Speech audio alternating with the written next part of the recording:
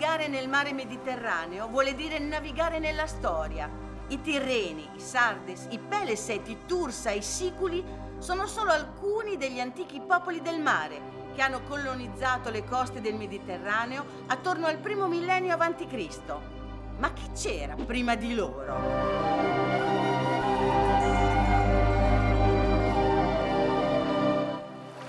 C'è stato un tempo in cui un popolo di navigatori e costruttori di mura ciclopiche ha lasciato testimonianze incredibili.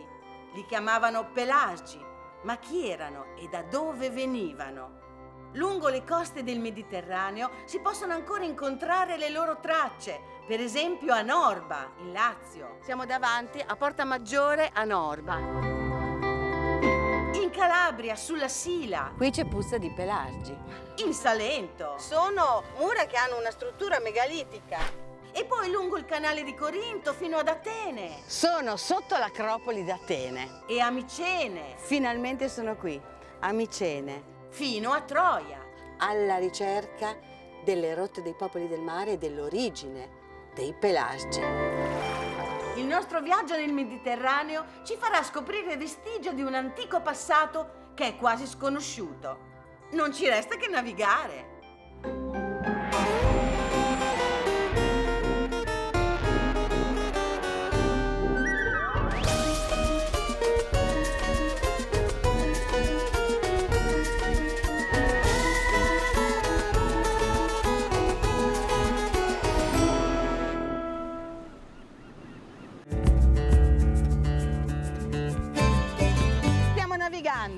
Nel canale di Otranto verso lo Ionio per arrivare nelle isole ioniche, appunto. Arriveremo a Paxos, la prima delle isole greche che toccheremo, perché poi andremo avanti e faremo tutto il canale di Corinto fino ad Atene, fino a Micene. Perché? Perché andremo a cercare i resti di un'antica civiltà che ha informato di sé tutto il Mediterraneo. Qui c'è l'Italia e laggiù c'è la Grecia.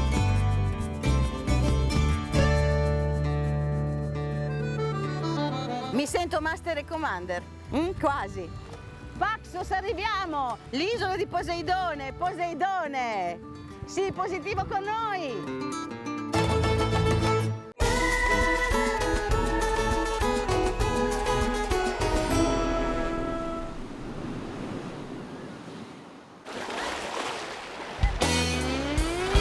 Adriatica sta navigando nello Ionio, diretta in Grecia, col suo equipaggio. Alfonso, il capitano, e gli skipper Carlotta e Mattia. E poi c'è Marco di Civitavecchia, che io ho subito soprannominato l'Etrusco, perché sembra una pittura etrusca. La livrem sta cosa. Monica, avvocato calabrese, e Massimo, suo marito, fisico col fisico. C'è anche Giovanna, insegnante navigatrice, e Natalia, archeologa. Un'archeomitologa. Che come me ama i misteri. E purtroppo è salito a bordo il germanico Patrizio, che si vanta subito delle sue imprese marinaresche. Una volta eravamo su un caicco e mi hanno detto ci vuole qualcuno che va a togliere la cima a terra. Pronto? Mi sono buttato a nuoto fin là, però senza occhiali. Come sei tornato a bordo? No, niente, ho mollato però la cima di ormeggio di un altro caicco e non il mio. E con lui c'è anche mia figlia, Zoe. Siamo partiti da Otranto, diretti in Grecia, e abbiamo navigato tutta la notte. Stiamo per arrivare a Paxos, l'isola di Poseidone. E a proposito di Poseidone, faccio vedere a Zoe due statue molto interessanti. Vedi, questi qui sono una popolazione del Salento, i Messapi. Questa statuetta, che è appunto una statuetta messapica del V secolo, si è detto questo è Nettuno. Poi però invece gli archeologi hanno detto no, è Zeus. Però questo fa della differenza, perché se questo è Nettuno, dio del mare, e dio di fatto dei Pelasgi, di tutti quelli che andavano sul mare, è molto simile in realtà a questo altro Nettuno. Guarda com'è simile, sta anche lui buttando il tridente, sta prendendo la mira e lanciando il tridente, e anche quest'altro lanciava il tridente e aveva in mano probabilmente una colomba. che era la colomba che stava anche sulle barche dei sardi, no? Per indicare dove andava il vento. No? Bene, questa statuetta è un vero mistero, perché è Zeus o è Nettuno? No, è una bella differenza. Bisogna indagare su Nettuno. Ma lo so che esagero, ma Poseidone, il re del mare, il re di Atlantide, il continente sommerso, è nei miei pensieri. Il mito dice che quando gli dei si spartirono il mondo, ad Ade toccò il mondo sotterraneo, a Zeus il cielo e a Poseidone i mari. Lì abitava con la sua corte di ninfe e tritoni. Quando emergeva, su un carro trainato da cavalli bianchi, era sempre armato del suo tridente, costruito dai ciclopi, e in Grecia era adorato a Corinto. Ma è qui a Paxos che Poseidone consumò i suoi amori. Paxos nasce quando, guarda caso, Nettuno, il dio del mare, decide di staccare col tridente un pezzo dell'isola di Corfù per creare appunto Paxos, per poter andare a stare lì con la sua ninfa preferita. La bella Anfitrite. Ma perde in questo modo il tridente, allora gli abitanti di Paxos glielo restituiscono e quindi da qui nasce questa bellissima isola. Questa è l'origine mitologica, comunque questa è l'isola di Nettuno, è vero. Ma cosa ne è stato dell'isola degli amori di Poseidone? Com'è adesso? Tra l'isola di Paxos e Antipaxos c'è un golfo che è molto affollato, anche perché questo viene scelto come primo approdo per chi arriva dalle isole ioniche. Ma questo è sempre successo anche nell'antichità. Forse per questo l'isola era l'isola frequentata dai Pelasgi, che avevano come loro dio, appunto, Poseidone. La Natalia è anche archeologa, no? Quindi Sì. qui siamo alla ricerca del popolo dei Pelasgi. Dobbiamo andarlo proprio a scoprire. Ecco, poi soprattutto vogliamo capire da dove venivano questi Pelasgi. Esatto. Perché a un certo punto, cioè, tutti i popoli del Mediterraneo sono definiti, appunto, hanno un'origine pelasgica. Loro venivano dal Grande Verde, come dicono loro stessi, come dice Omero. Ma dove era questo verde? Era al centro del Mediterraneo o era al centro dell'Atlantico? E se era al centro dell'Atlantico? Atlantide? Cara ragazza, sei mica qui per niente. Questo è il mistero. Quindi stiamo parlando di qualche cosa che è successo a questi Pelasgi nel Pelago, quindi in un luogo che si è impelagato. Allora ancora adesso impelagarsi vuol dire finire dentro a una specie di palude e da lì vengono i Pelasgi. Da un luogo che è sprofondato ed è diventato palude, fino a poi scomparire del tutto e che noi, andando a vedere sul satellite, abbiamo identificato con uno strano fondale marino fatto ad enorme tridente.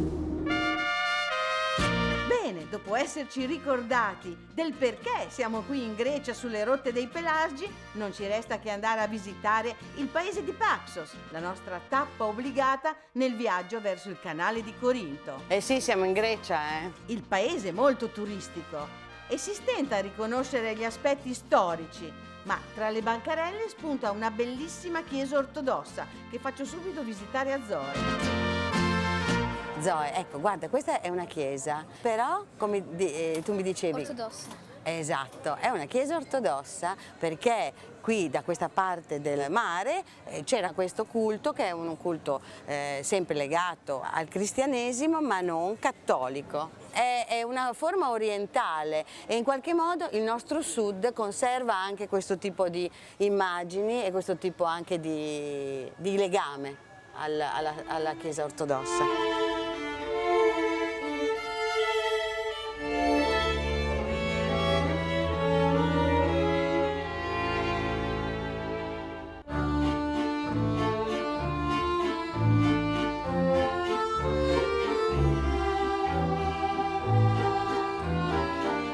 Il posto è bellissimo, ma In questo paradiso però si svolgono un sacco di battaglie, di conflitti, di momenti di conflitto, non c'è stato un attimo di pace.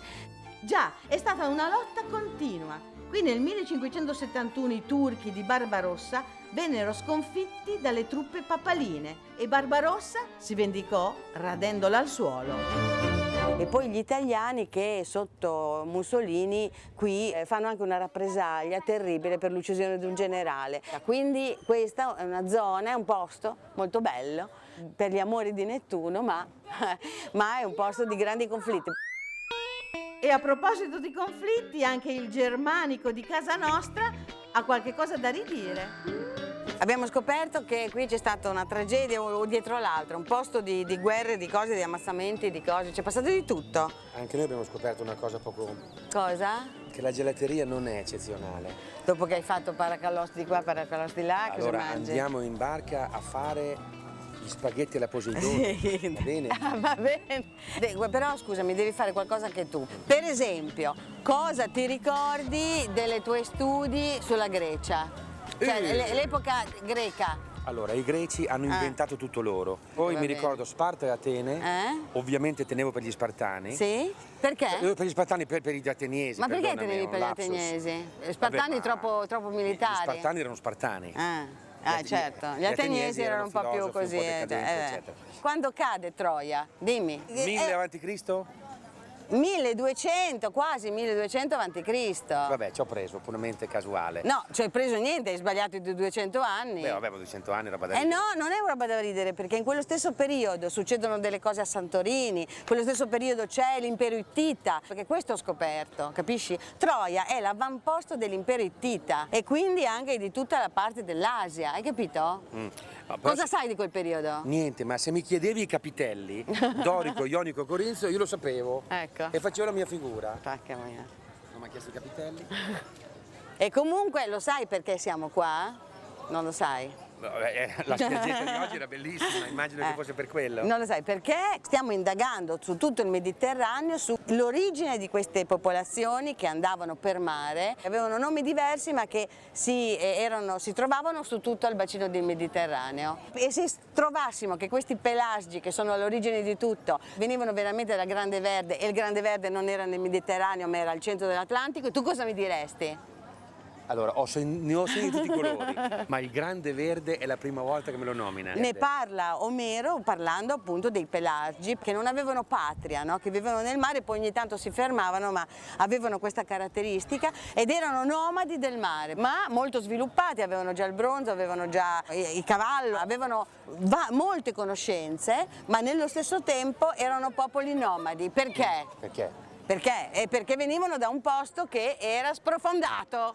Ho capito allora. Ecco. Allora, Cino Ricci mi ha detto che il verde in barca e nell'acqua porta rogna totale. Ecco perché! Perché il Grande Verde, il verde era... Ecco perché il verde porta sfiga.